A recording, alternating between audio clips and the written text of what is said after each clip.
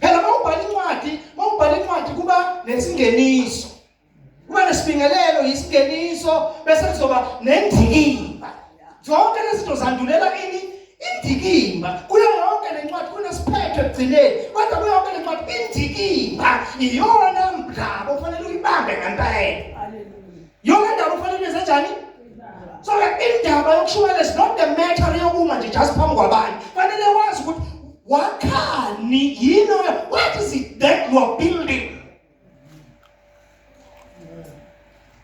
Sedlule entweni efundisweni zokuqala ngoKristu. Amen. At this time sikhuluma ngebandla bazalwana ngithi.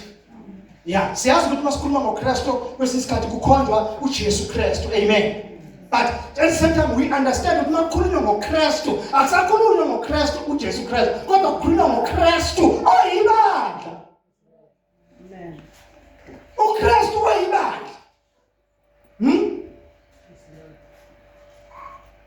So kufanele sidlule emfundisweni zokuqala. Imfundiso zokuqala iziphi? Yilezi esiyithandayo thina, esiyithanda kakhulu, esibona ngathi yizona esiveza ukuthi siyakholwa. Mase sinezinto esiyitholile, mase sibusisekile, mase sinezinto esibona ukuthi singcono ngazo kunabanye abantu, bese sicabanga ukuthi sibamba ukukholwa ngempela, kodwa siyibambanga indikimba yendaba ngebandla.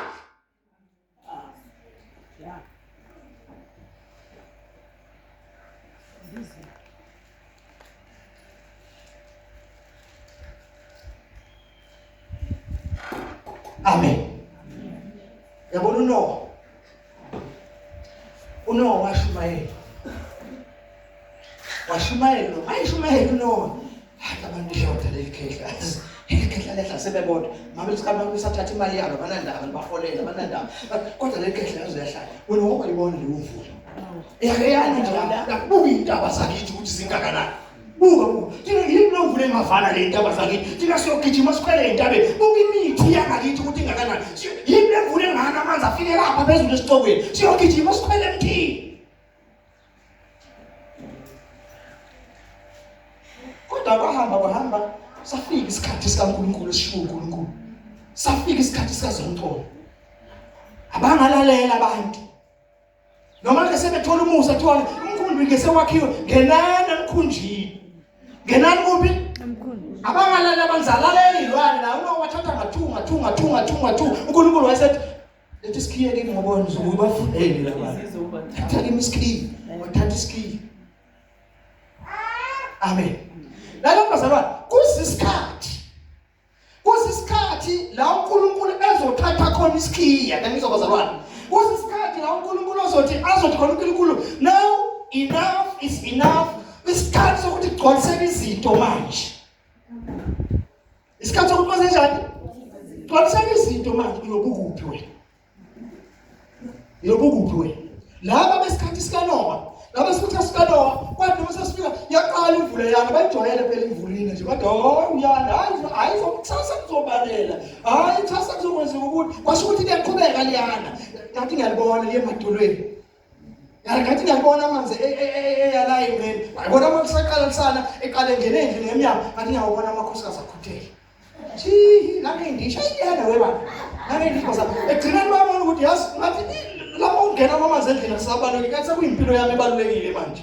Wabona ukuthi nanka amanzi ayangena manje sekufanele ngiphume ngiyishiye washiya manje intaba beyithembe wagijimela entabeni abanye bagijimela entabeni babe entabeni kwasho ukuthi amanzi ayakhuphuka eyivala intaba abanye bagibela emthini kwasho ukuthi umhlabathi uyathamba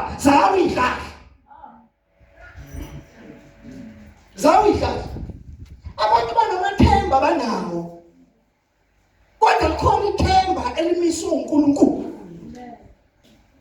Khona ithemba elimiswe uNkulunkulu akhuluma ngalo uPaul ngelinye ilanga eboshwa ehlushwa ekhathazwa uPaul esethola uJesu aqala akangamunderstanda akangamqonda mayesamtholile esemfundisa kubantu emfona abantu emdisplay abantu explain abantu uJesu abantu kwayibona uyena ubebulala abantu kuqala abulalela umthetho manje sekuyibona abafuna ukuthi benze njani abulawa yena manje ngoba uzofaka enye imfundiso kodwa lento azoyifaka into eyayithenjisiwe yayithenjiswa uNkulunkulu kusaqaleni lento le ayifakayo uJesu ambeka abantu abambulayo abantu uJesu wayethenjisiwe from Genesis chapter 3 verse 15.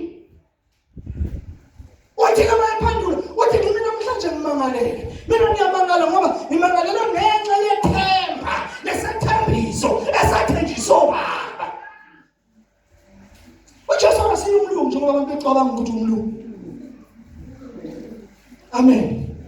uJesu akasiyo umlungu njengoba iBhayibheli asiyo ukuthi ibhalwa abelungu, abantu becabanga ukuthi ibhalwa abelungu. Lento sikhuluma la asikhulumi nje ngoba sikhuluma ukuhlakanipha, kodwa sikhuluma izwi likaNkulunkulu elizele thina abantu ukuthi sisizakala. Kanjalo ke ngoba sikhuluma ngebandla. Ibandla liyithemba elathenjiswa umhlaba wonke. Amen. Because the reason why uJesu is emhlabeni, uJesu uza emhlabeni, the main reason yokuza emhlabeni, uza emhlabeni, yes, uza to die esikhundleni sethu, ukuzokufa endaweni yethu. Uza ukuthi thina ngokufa kwakhe siphile, uza ukuthi thina sibe nenkululeko. Amen bazalwane. But isizathu esibalulekile, uza ngoba uma emenyezela kuthiwa inzalo wesifazane. So uza as a seed of a woman, a seed of a woman. So uma yenza kuyisidi, isidi ke umsebenzi wayo ukuthi izofa bese iyamila. Uma imila ayisabi yodwa. Ayisabi yodwa, ithela inhlamvu eyiningi. Amen bazalwane. La kwisidi kukhona ukugcwala kwalento efunwayo ukuthi ibe khona. So uJesu wayezele isizathu ngani ukuthi kube khona ibandla.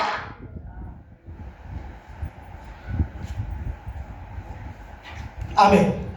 That's why sometimes yabona njengoba sekhona ama social media, sekhona yonke le, abanye abantu abasafuni enkonzweni, abasafuni ukuyokhonza ngoba hayi mina ngimfundisi wami nje ngimlalelayo lapha hayi ngivusiseke lapha efonini yami or lapha etelevision or kuphi. No, iBhayibheli lithi ningayihlangana njengemkhuba yabantu. Because kunezinto oyithola ehlanganeni, kunezinto oyithola ehlanganeni kwabazalwane, kunezinto ongeke uyithole, kodwa ukuza kwakho la kunezinto uNkulunkulu akunikeza zona, izinto zikamoya ezikwazi ukushintsha impilo yakho yokwenyama. Amen. Hallelujah. Ngithi ke bazalwane, bengibukisa nje lapha ngoNoah ukuthi niyibuke le ndaba yebandla ukuthi indaba kaNkulunkulu yibandla. uNkulunkulu uthi thina sonke sishumayelayo into efuna sishumayele asifundise ibandla. Amen. Akusiwe wethu kwenza ibandla abantu babusiseke ebandleni. Amen bazalwane. Abantu uNkulunkulu yebo uthi babelandela izwi lakhe benza ngokwezwi lakhe bazobusiseka, futhi ke nesibusiso basitholile ngenxa yokufa kaJesu. Babusisiwe kuKristu Jesu, ngesibusiso sonke sokomoya kuKristu Jesu emazulwini. But lesisibusiso ukuze sifike empilweni yakho yamamukela, masimamukelile kunama principles okufanele uwalandele for umkhakha nomkhakha okuyizindlela zikabani zikaJehova. Then bese kuyabusiseka. Akusinto yokuthi intengabe ithishwa la ebandleni always all the time. La uNkulunkulu afuna ukuthi into siyenze la ebandleni, ufuna ukuthi kufundiswe ibandla. Lizo bazalwane. Lifundiswa ini ibandla? Lifundiswa ibandla. Asivule masinyane. Chapter 4 verse 6 verse 11. Chapter 4. Yes, chapter 4 verse 11. Abasefeso. Vulani masinyane bazalwane. Vulani masinyane. La kuzophela isikhathi ngafikanga la ngiyakhona bakithi.